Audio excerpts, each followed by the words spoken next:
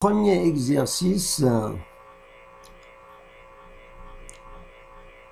vous donne un test sanguin pour le diabète, donne un résultat positif dans 90% des cas testés lorsqu'ils sont diabétiques, ça veut dire lorsque ils ont l'événement grand D. Et un résultat négatif qu'on note témoin pour 95% des individus testés, s'ils ou elles n'ont pas de diabète, c'est non D ou bien D bar. On s'intéresse à la population américaine en 1982, en 2012. En 2012, environ 8,3% de la population américaine était diabétique, donc on va travailler sur cette population. La première question, si un citoyen choisi au hasard a obtenu un résultat négatif, quelle est la probabilité qu'il soit réellement atteint de diabète? Vous voyez bien qu'on a des probabilités conditionnelles. La deuxième question, si un citoyen choisi au hasard a obtenu un résultat positif, quelle est la probabilité qu'il soit atteint de diabète? Vous voyez bien, ce sont des probabilités conditionnelles qu'on vous demande de calculer. Alors, cet exercice a été traité comme ça dans la série qu'on a déposée. On essaie d'assembler les données. Les données, vous avez la probabilité d'avoir un test positif si, sachant qu'on est diabétique, et de 90%, c'est une donnée du problème. On vous donne aussi 90, vous voyez bien qu'elle est là. C'est une donnée du problème. Avoir un test positif pour les un test positif pour les diabétiques, sachant qu'on est diabétique. La deuxième donnée, c'est la probabilité de ne pas avoir de diabète, sachant qu'on est non diabétique, elle est de 95%. C'est la deuxième donnée. Bien sûr, on a dit qu'on travaille sur la population américaine en 2012. Les diabétiques, ils sont de 8,3%. Ça nous donne donc la probabilité d'être diabétique. On peut donc en déduire pas mal de... On a la probabilité d'avoir un test négatif est toujours différent de 0. On vous demande de calculer, et la première question était de calculer. On choisit un citoyen, un Américain a été choisi au hasard. On a obtenu un résultat négatif, c'est-à-dire on sait qu'il a un résultat négatif. Quelle est la probabilité qu'il soit réellement diabétique? C'est calculer la probabilité d'être diabétique de D, sachant qu'on a un résultat négatif. C'est ce qu'on va essayer de calculer. On a vu, donc c'est la probabilité de D, sachant qu'on a un résultat négatif. Par définition, des probabilités conditionnelles, c'est la probabilité d'être diabétique et d'avoir un test négatif. Sur la probabilité d'avoir un test négatif, on utilise la formule qu'on appelle la formule de base, car on sait bien que cette probabilité elle est égale à P de D, P de témoin sachant D. Témoin sachant D, c'est une donnée, P de D est donnée. Donc, au numérateur, le P de témoin, vous savez bien qu'on peut démontrer qu'il est égal à cette probabilité. Et de l'autre côté, de témoin, je vais voir dans ce que j'ai fait la démonstration ici, non, je ne l'ai pas écrit, mais on peut montrer que cette probabilité P de témoin, on peut l'écrire sous la forme, c'est dans votre cours, P de témoin, je vais l'écrire rapidement.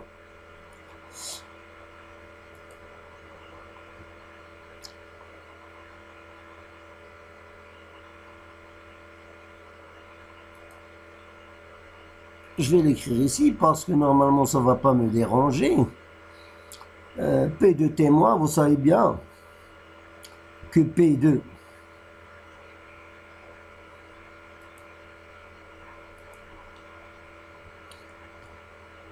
est négatif, d'avoir un test négatif,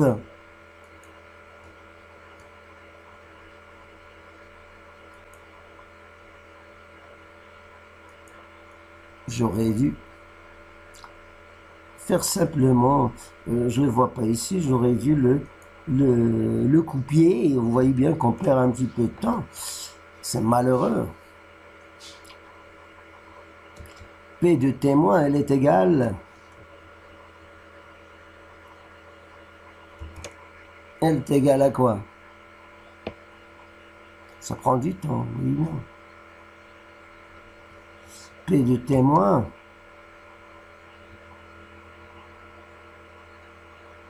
j'aurais dû simplement copier-coller. Alors, ça prend du temps. J'ai un ordinateur qui est lent. Ça prend du temps normalement pour...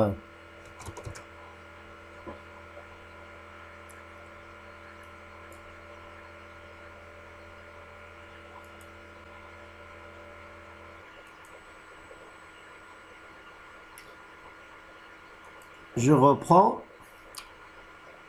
C'est la formule de base. P de témoin, elle est égale à P de témoin inter oméga. Oméga, c'est quoi? C'est l'ensemble de tous les résultats possibles qui est égal à D union non D. Non D, ça veut dire D bar. Et témoin inter, entre parenthèses, D union D bar est égal à P de témoin et, ou bien inter D, union P de témoin union D bar, ce qui est égal bien sûr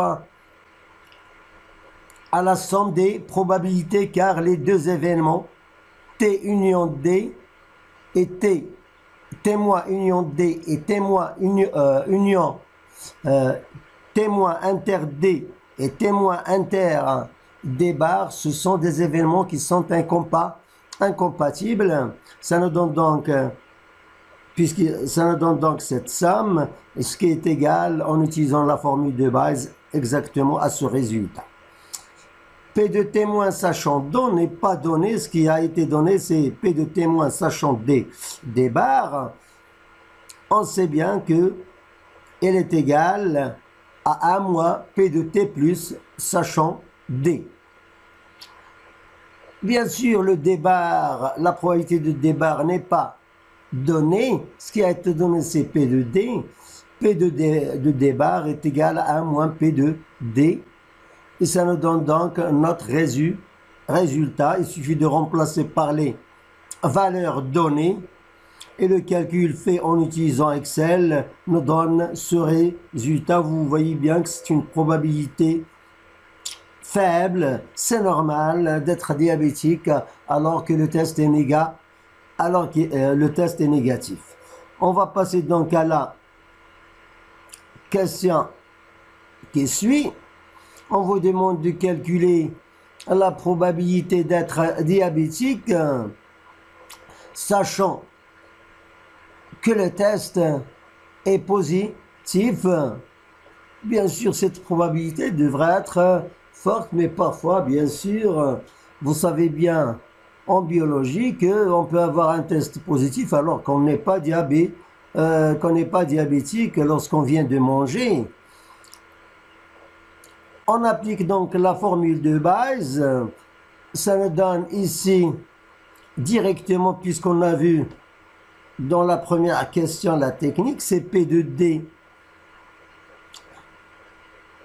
fois la probabilité de T plus, sachant D sur la même chose. On répète ici. Ici, on a la négation. Au lieu d'avoir D, on a la probabilité de non D, la probabilité de T plus, sachant non D. Ces données, on les a. Il nous reste simplement P de non D, c'est 1 moins P de D. Il nous reste aussi la probabilité de T, sachant non D. Ce qui a été donné, c'est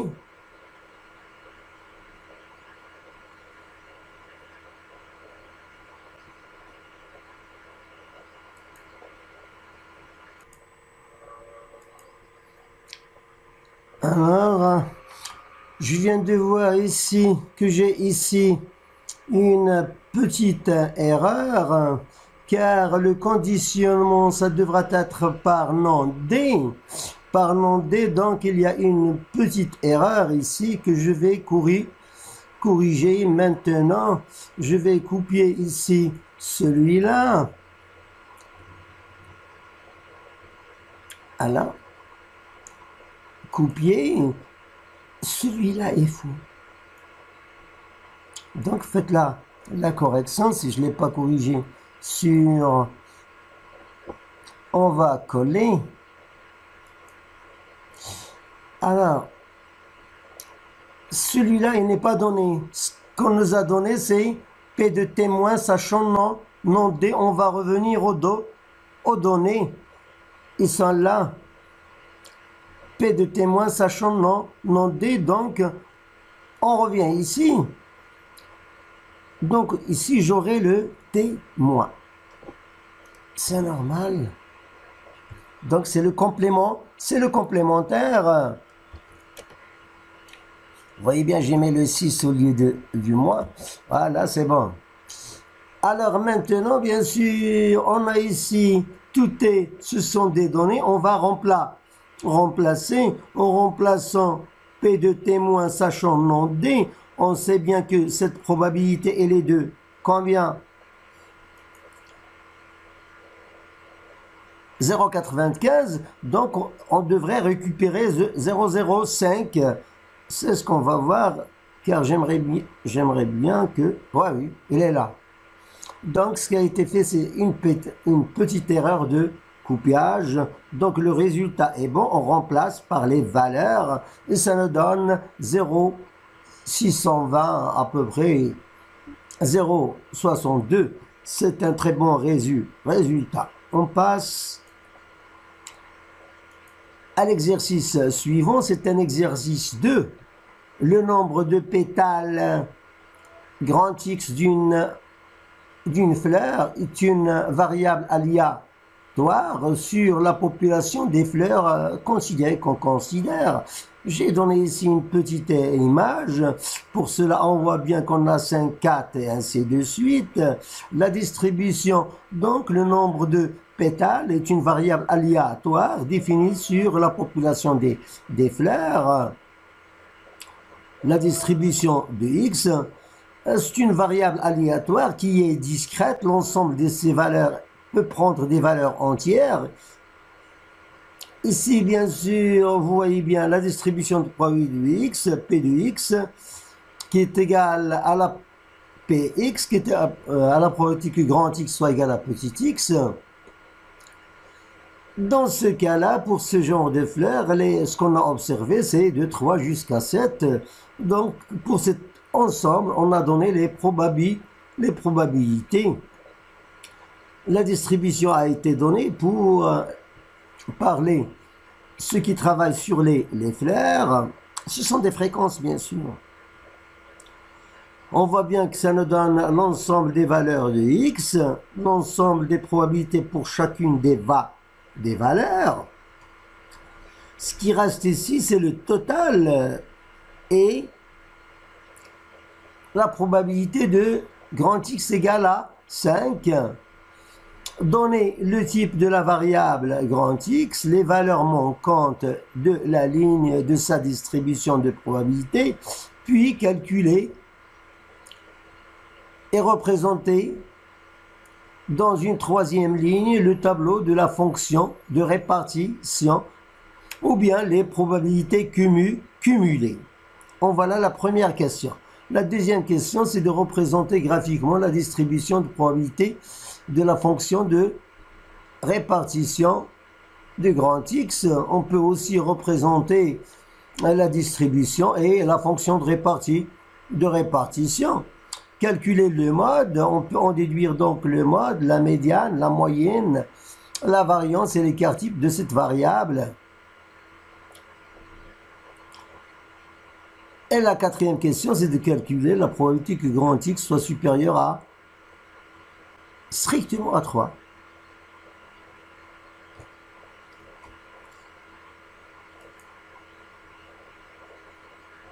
On va passer à la solution. L'ensemble des valeurs de grand X, c'est l'ensemble des X. X qui va de 3 jusqu'à 7. C'est un ensemble qui est fini, donc la variable est une variable aléatoire discrète. Il prend des valeurs isolées, pas les valeurs de tout un intervalle qu'on appelle continu. Alors, on sait bien que P est une distribution de probabilité, une loi de probabilité. Ça veut dire que ce qui est équivalent à la probabilité, elle est toujours positif ou nul. Pour x allant de 3 jusqu'à 7, et la somme des probabilités, elle est toujours égale à 1. C'est la probabilité de oméga, de l'ensemble de toutes les valeurs. Soit P de x qui est égal à qui est égal à 1 moins les autres probabilités. C'est P de 3, P de 4, P de 6 et P de 7. On les somme et on fait la soustraction, ça donne 0,22. Alors, je vais voir, est-ce que je vais revenir sur Excel. Mes probabilités, c'est l'exercice 2. J'ai ici les valeurs de x, les probabilités, il me reste à calculer celle-ci. Je calcule déjà la somme c'est 1. Je n'ai pas à effectuer de calcul et je peux calculer celle-ci. Celle-ci, elle est égale à 1, à la somme totale, moins la somme. Bien sûr, la somme des probabilités, c'est soit j'écris la somme ou bien je fais une parenthèse. Je vais mettre celle-ci plus celle-ci plus les deux autres.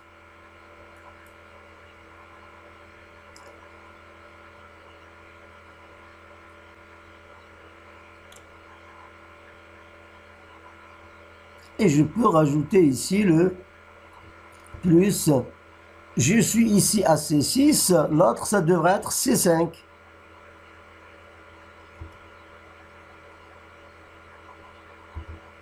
Je ferme ma parenthèse. 0,23. Alors il y a une erreur, vous voyez bien. Je copie. Je vais revenir dans mon résultat. Vous voyez bien, ça me donne ici. Est-ce que j'ai travaillé avec ça me donne ici, même dans Excel, je pense que j'ai commis une erreur. Il y a quelque chose qui 0,22. Il y a peut-être des erreurs dans les résultats. On peut le faire normalement je peux le faire rapidement et faire la soustraction. Est-ce que j'ai les mêmes résultats? Je vais revenir dans ma distribution que j'ai donnée.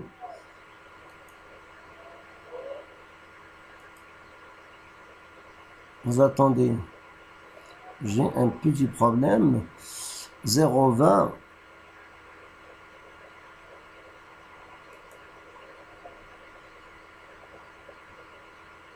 Ah oui, on travaille sur des données qui ne sont pas.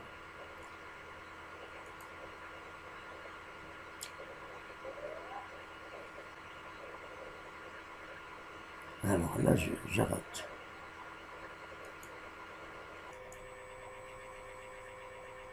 Alors, je vais revenir sur cet exercice 2.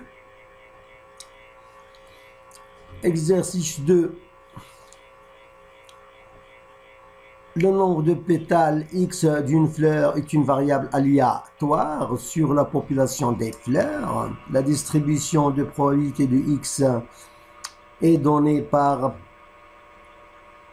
petit px qui est égal à la probabilité que grand X égale à petit x pour x allant de 3 à 7.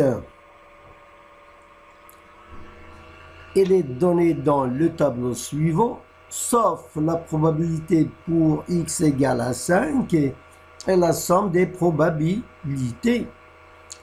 Alors, on vous demande de donner le type de la variable aléatoire grand X et les valeurs manquantes dans la ligne de la distribution, puis calculer et représenter dans la troisième ligne du tableau la fonction de répartition. La fonction de répartition. Alors, premièrement, l'ensemble des valeurs de x qui a été donné, vous savez bien qu'il peut prendre des valeurs entières, le nombre de pétales. Pour ce genre de fleurs, les valeurs ils vont de 3 jusqu'à 7, donc la variable, le nombre de valeurs est fini, c'est l'infini, donc la variable aléatoire est discrète. Les px sont des probabilités, cela est équivalent que les px sont positifs ou nuls. Bien sûr, de 3 jusqu'à 7, et la somme des probabilités est égale à 1 quart.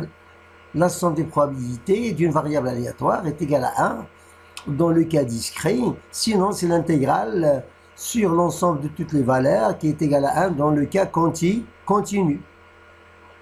Égale à 1, donc la probabilité P5 manquante, la probabilité P5 qui est manquante, on va venir ici, c'est P de 5 pour la valeur 5. Pour la valeur 5,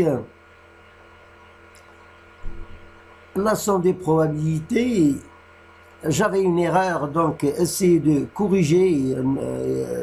J'avais ici 0,79, normalement c'est 0,71 qui est égal à 1 moins 0,71 qui est égal à 0,29. La fonction de répartition. La fonction de répartition f de x, elle est égale. Ce sont des probabilités cumulées. On cumule. Avant 3, je n'ai pas de probabilité, je n'ai pas de valeur, donc c'est 0. Lorsque j'arrive à 3, elle est égale à la première probabilité AP3, la fonction de répartition, 0,11, et cela, ça reste comme ça, de 3 jusqu'à 4, car je n'ai pas de valeur. Une fois que je dépasse 4, ça devrait être la fonction de répartition. Avant que j'arrive à i, c'est f de i moins 1, plus la probabilité au point I, lorsque X atteint I, c'est P de I. Bien sûr, et ça reste constante jusqu'à l'arrivée à I plus 1. Et cela pour I qui va de 4 jusqu'à 6. Une fois que j'arrive à 6, c'est fini. En arrivant à 7, j'ai toutes les valeurs, ça veut dire j'arrive à 1. On voilà la fonction de répartition qu'on peut donc représenter dans un tableau. On a l'ensemble des probabilités. Ici, vous voyez bien que c'est 0,11. Il y avait une erreur tout à l'heure, je l'ai dit. 0,21. 21. On voit bien que la somme devrait être égale à 1. 1 plus 9, 10.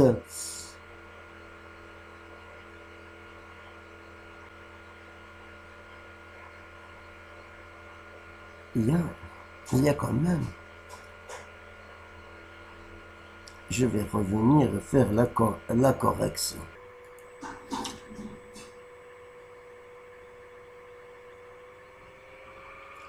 Je redémarre cet exercice 2.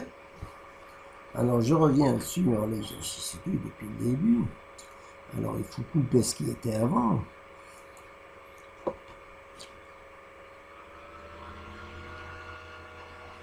L'exercice 2 concerne le nombre de pétales grand X d'une fleur, d'un certain type de fleur, est une variable aléatoire sur la population des fleurs, la distribution de probabilité de X, P, indice petit x qui est égal à la probabilité que grand X égale à petit x, pour X allant de 3 à 7 pétales, est donné dans le tableau suivant. Dans ce tableau, on vous donne les valeurs de X, et après, ici, on vous donne les probabilités de X et le total.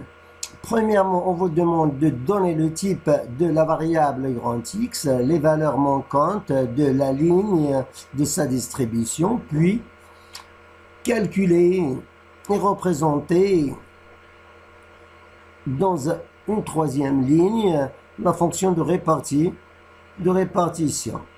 Les autres questions étaient de représenter graphiquement la distribution de probabilité et la fonction de répartition de grand X. La troisième, c'est le calcul des paramètres de la distribution, le mode, la médiane. On ne vous demande pas de calculer les quartiles, la moyenne, la variance et l'écart type. Vous pouvez aussi calculer les quartiles ou bien les déciles. Puis calculer la probabilité que grand X soit supérieur à 3. On passe à la solution. La solution de l'exercice 2, premièrement, l'ensemble des valeurs de grand X, l'ensemble des valeurs de la variable est fini. Donc la variable est discrète, c'est l'infini, ça veut dire qu'il prend un certain... il ne peut pas être continu. La probabilité, les P indice X représentent la probabilité de grand X, cela équivalent à P indice X positif ou nul et la somme de toutes les probabilités égale à 1. Soit la probabilité de petit x qui est égale à 5 est égale à 1 moins la somme des autres probabilités. La somme, je rectifie, qui était de 0,76. Il y avait une erreur dans le coupage et le calcul. Ça nous donne donc 0,71. Si vous ne l'avez pas, je essaie de corriger. Ce qui est égal normalement à 0,29. On définit notre fonction de répartition. La fonction, c'est une fonction en x. C'est la même chose que les probabilités cumulées. C'est les probabilités cumulées en venant de la gauche.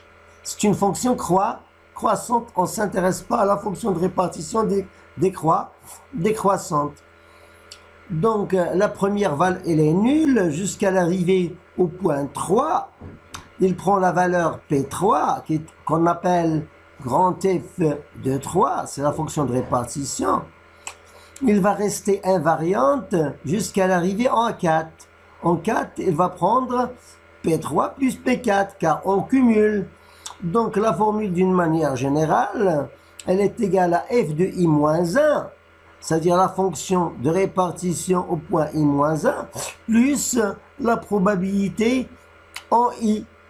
Et cela pour x qui va de I jusqu'à I plus 1, car en I plus 1, il passe à notre fonction de répartition. C'est une fonction récurrente en escalier, et cela pour I allant de 4 jusqu'à 6. En arrivant à 7, il va prendre la valeur 1, et ça reste 1 jusqu'à plus l'infini,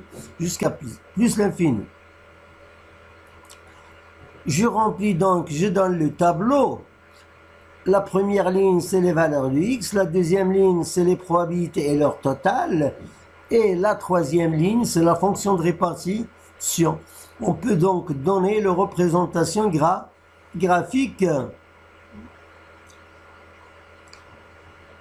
Les représentations graphiques, ça c'est les graphes. On a premièrement les graphes en bâton de la loi de probabilité de x. Les bâtons c'est un bâton en 3, un deuxième bâton en 4 et le troisième jusqu'à le dernier bâton, ce qui nous donne donc les probabilités. Le bâton il est proportionnel à la probabilité. On voit bien qu'on a un mode pour x égale à 5, on a un maximum, ça monte et ça descend, donc c'est un maximum, c'est le seul maximum qu'on a, c'est un maximum absolu et local, elle est l'unique maximum. On passe au graphe de la fonction de répartition qui est une fonction en escalier. En utilisant Excel, elle est nulle avant 3, en arrivant à 3 ici, il passe à la valeur 0,11 qui reste constante jusqu'à l'arrivée en 4. Il passe à 0,29 et ainsi de suite jusqu'à l'arrivée en 1. C'est une fonction croissante. On peut même voir ici qu'on peut calculer la médiane qui est le quartile d'ordre 2. La médiane, il va rester 0,11, 0,29, la médiane c'est 0,50. 0,50, en arrivant ici, ça nous donne donc la médiane, elle est donnée par la valeur 5. C'est la médiane. On peut calculer le quartile d'ordre 1. Donc 1 c'est 0,25. C'était ici, c'est le 4. On peut donner le quartile d'ordre 3. 0,57, 0,95, il est donné par la valeur 6. Ce n'est pas demandé. On va donc passer à la troisième question, c'est le calcul, le mode. Le mode est une valeur de x de probabilité maximale. La valeur MO qui est égale à 5, c'est ce qu'on a dit tout à l'heure, est l'unique mode de cette distribution, elle est unique. La médiane Q2 et la valeur de x avec f de ME ou bien f de Q2 qui est égal à 0,5. On a vu sur le graphique, on a donc f de 4 qui est égal à 0,29 qui est inférieur strictement à f de ME qui est égal à 0,5 qui est inférieur à 0,57 qui est égal à f de 5, 0,57. Je suis donc oublié 0,57. Je reviens à mon tableau pour voir ces 0,57, c'est bon. Donc la médiane, elle est égale à 5. La moyenne ou bien l'espérance de x, c'est grand E de x qui est égal à la somme pour x allant de 3 jusqu'à 4 des valeurs de x fois leur probabilité. Le calcul donne 5,23 d'après la troisième ligne. Bien sûr, ci-dessous, la troisième ligne ci-dessous, dessous, elle est là. Car on peut... Ah non, je l'ai pas... j'ai pas donné la troisième... Je l'ai pas donné ici.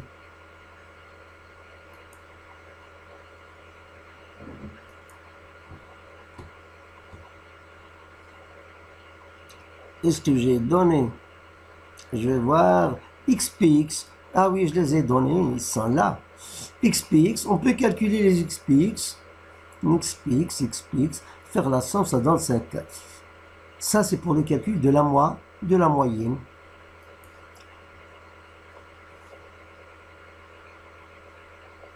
On passe au calcul de la variance. La variance de x qui est égale à sigma indice grand X au carré, c'est l'espérance de x moins e de x qui a été déjà calculé au carré. Par définition, c'est la somme sur x allant de 3 jusqu'à 7, x moins espérant de x qui a été déjà calculé au carré, le tout multiplié par p de x. La formule, c'est celle-ci qu'on utilise pour effectuer le calcul de la variance. C'est l'espérance des x au carré moins la moyenne au carré. L'espérance des x au carré, on peut la calculer tout seul, moins 5 pour le calcul de celle-ci. Vous voyez bien, elle est dans la... On utilise Excel, on vous donne dans la colonne 4, dans la ligne 4, je multiplie cette valeur par celle-ci, ça me donne. Je continue jusqu'à l'arrivée en 7. En utilisant Excel, ça me donne donc la somme, c'est 28,43. Je viens dans... Ici. Ça me donne donc la somme des carrés, moins la moyenne au carré.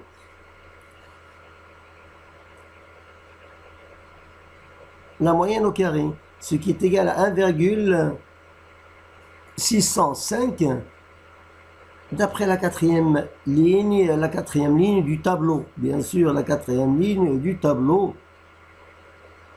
On peut donc passer à notre tableau. Voilà, il est là. On nous demande de calculer la probabilité que grand X soit supérieur strictement à 3. Elle est égale à 1 moins la négation, moins la probabilité que grand X soit inférieur ou égal à 3. Ça, c'est la définition de la fonction de répartition. C'est 1 moins f de 3. F de 3, c'est 0,11 et ça nous donne donc 0,89. Je passe à l'exercice 3. J'arrête ici. Alors, je démarre cet exercice 3. Un psychologue a estimé qu'il faille 1, 2 ou 3 séances pour gagner la confiance d'un nouveau patient, soit X, une variable aléatoire indiquant le nombre de séances nécessaires pour gagner la confiance d'un patient. La distribution de probabilités suivante a été proposée. C'est la probabilité que grand X qui est égal à petit x, qu'on note toujours P indice petit x qui est égal à Cx avec x qui va de 1, 2, 3, de 1 à 3. Calculer la constante C et donner la distribution de la fonction de répartition dans un tableau. Représenter graphiquement la distribution de probabilité et la fonction de répartition de grand X. On voit là les questions. Bien sûr, on va... Quelle est la probabilité qu'il faille exactement 2 séances pour gagner la confiance d'un patient? Quelle est la probabilité qu'il faille au moins 2 séances pour gagner la confiance? Au moins 2 séances. pour gagner la confiance d'un patient. Ici, c'est exactement 2 séances. Ici, c'est au moins 2 séances. Calculer le mode, la médiane, l'espérance et la variance de la distribution. Ici, qu'il faille exactement 2 séances, qu'il faille au moins 2 séances. On va donc passer à la solution de cet exercice. On représente la distribution P qui est égale à Cx pour x allant de 1 à 3, distribution de grand X. Cela est équivalent que les probabilités sont positives ou nulles. P de x qui est égal à Cx positif ou nul, ça veut dire que C devrait être différent de 0, car on ne peut pas avoir toutes les probabilités égales à 0. C est strictement positif, ça veut dire que C est strictement positif. Et la somme pour x allant de 1 à 3, le total devrait être égal à 1. De Cx égale à 1. Cette somme-là, en remplaçant x par 1, x par 2 et x par 3, ça donne 6x qui est égal à 1, ce qui équivaut à C qui est égal à 1 sur 6. Ça nous donne donc notre probabilité. Notre probabilité, c'est x fois C. Donc ça donne 1 sixième plus 2 sixièmes plus 1 sixième. Ici, ça donne 2 sixièmes. Ici, ça nous donne 3 sixièmes. On les a calculés. La somme devrait être égale à 1. La fonction de répartition 17. 17 plus 0,33, ça donne 0,5, malgré que, vous voyez bien, attendez voir, 10, 1, 5, c'est bon. Et ici, ça donne 0,5 et 0,5, c'est 1. On a donc notre fonction de répartition, on a nos probabilités, on peut donc calculer les paramètres et faire les représentations graphiques. Le premier graphique, c'est le graphe en battant de la distribution de x. À la valeur 1, la probabilité est de 17, donc la hauteur est proportionnelle à 17, 0, ici 0,33. On voit bien que c'est une fonction qui est croissante, il croît toujours croissante, jusqu'à 0,5 et ça descend vers 0. On a donc un seul mode qui est égal à 3. On voit bien qu'il est totalement asymétrique. On peut passer à la représentation de la fonction de répartition. C'est une fonction en escalier car la variable i discrète qui est croissante de 0 jusqu'à 1. Ici, c'est 0. La première valeur, c'est 17, 0,50. Et on arrive ici à 1. En arrivant à 1, on peut donc calculer les quartiles si on veut. La médiane, il devrait être où? La médiane, c'est la fonction de répartition égale à 0,5. On voit bien que la médiane est égale à la valeur qu'on a ici. La valeur qu'on a ici, pour l'avoir, la valeur qu'on a ici, c'est 2. Donc, on voit bien que la médiane, soit 2 ou bien 3. Ça reste jusqu'en pas 3. De 2 à 3 non incluses. De 2 à 3 non incluses, ce sont des valeurs qui nous permettent d'avoir la médiane. Alors, je vais passer aux paramètres. On vous demande de calculer la probabilité que x soit exactement égal à 2. C'est P de 2 qui est égal à 0,33. On vous demande de calculer la probabilité que x soit au moins égal à 2, au moins égal à 2, ça veut dire supérieur ou égal à 2, ce qui est égal à 1 moins la probabilité que grand X soit inférieur strictement à 2, la négation. Inférieur strictement à 2, il n'y a pas de valeur entre 1 et 2. qui est égal donc à 1 moins la probabilité que grand X inférieur ou égal à 1. Ça, c'est f de 1. 1 moins f de 1. F de 1, c'est 0,17, 0,83. Quatrièmement, on calcule les paramètres. Le mode de la distribution de X est MO qui est égal à 3 d'après la distribution de X ou bien le graphique, celui le maximum de probabilité. La médiane, on a la médiane qui est égale à f de la médiane qui est égale à 0,5 qui est égale à f de 2. Donc la médiane, ici je n'ai pas écrit, donc la médiane est comprise entre deux. On peut le rajouter ici. Donc je peux prendre supérieur, la médiane, il est comment? Il est supérieur ou égal à 2. Attendez, je vais essayer de... Allez, elle est là. Donc la médiane est supérieure ou égale à quoi? À 2. Et elle est comment? Inférieure ou égale à... Et inférieure strictement à 3. Puisqu'elle est égale et supérieure, on prend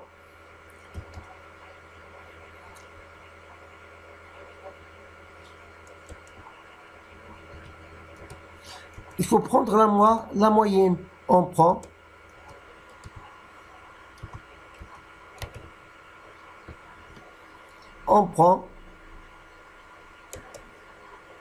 la médiane qui est égale.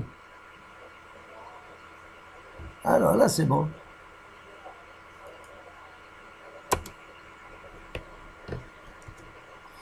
La moyenne du X, c'est la somme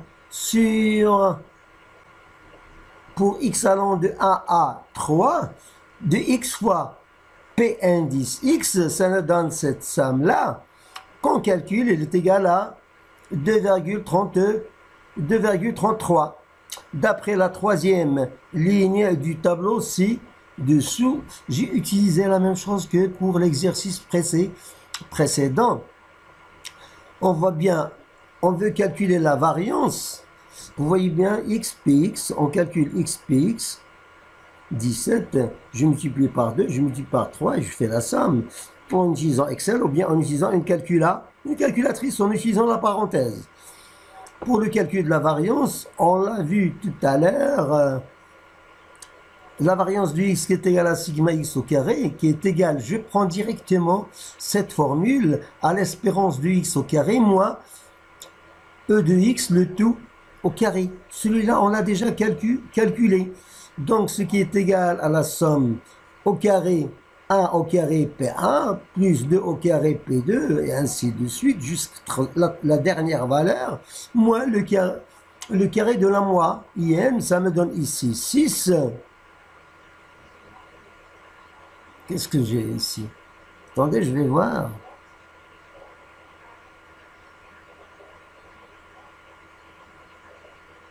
Un au carré, ça me donne 6.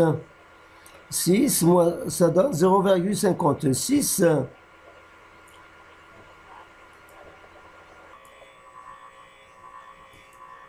Alors, je reviens au calcul de la variance. On a vu que la variance est égale à sigma x au carré moins à sigma x au carré, ce qui est égal à l'espérance de x au carré moins la moyenne au carré. L'espérance de x au carré, c'est la somme sur les x allant de 1 à 3 de x fois p de x. On va là cette somme, moins la moyenne au carré qu'on a trouvé, c'est 2, ce qui est égal à 6 moins 5,44 qui est égal à 0,56. Bien sûr, les calculs sont faits ici. Leur origine, ça vient d'ici. Vous voyez bien que j'ai ici mes x, mes probabilités qui devraient être égales à 1. Ici, vous voyez bien que ça donne... Ici, c'est notre fonction de répartition. Ici, c'est x fois px. Voilà, je les ai mis. Le x fois p de x, ça me donne ce résultat. Ce résultat, on peut le répéter pour avoir les trois autres résultats. Et la somme, c'est e de x. Ça, c'est pour avoir l'espérance de x au carré. Vous voyez bien, il suffit de prendre x fois p de x que je vais multiplier par x. Ça me donne x au carré p de x que je peux répéter 3 fois. Et je vais faire là la somme. La somme, ça me donne donc e de x au carré. Et la variance n'est autre que cette moyenne. Voilà. Cette moyenne qui a été... La moyenne qui a été calculée où? Que celle-ci, c'est la moyenne des x au carré, moins la moyenne au carré. « 0,56, l'écart type, il suffit de prendre la racine carrée de la variance, ça me donne 0,75. Je reviens à mes calculs. Le tableau représente les calculs qu'on a fait en utilisant Excel et l'écart type, puisque l'écart type, je ne l'ai pas calculé ici, il suffit de calculer notre écart type.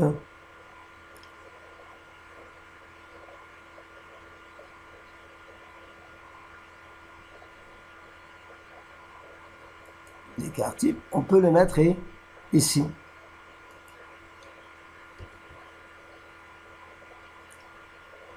Vous voyez bien que ça me pose un petit problème. Ah oui, je peux mettre ici mon écart type, c'est sigma x.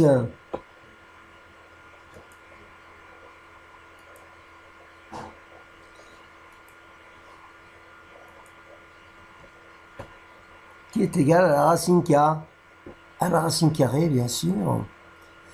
Je vais venir ici pour l'écrire. Mon écart type,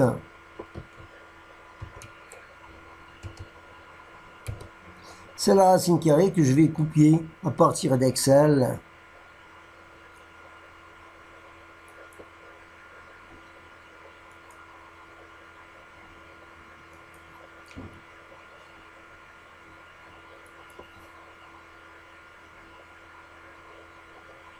Je laisse simplement le texte. Voilà. 0,75, notre écart type, l'écart type.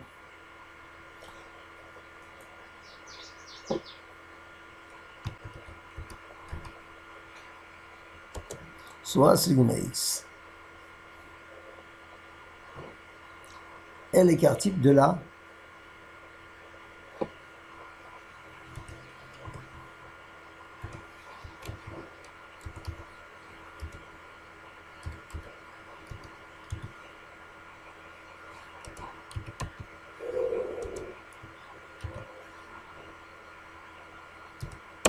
Voilà, je le laisse comme ça.